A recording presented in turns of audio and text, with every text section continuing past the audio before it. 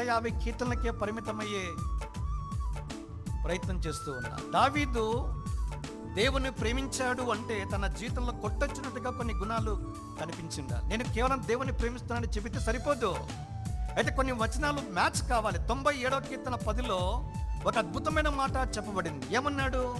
యెహోవాను ప్రేమించువారులారా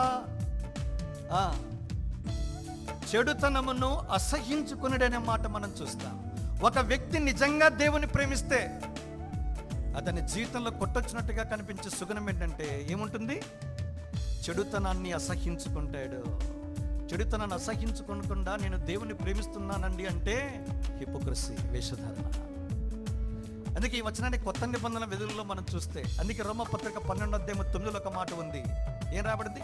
మీ ప్రేమ నిష్కపటమైనదై ఉండవలను. ప్రేమ గురించి మాట్లాడాడు. దెన్ ఫాలోడ్ బై మాట్లాడుతున్న మాట చెడ్డదానిని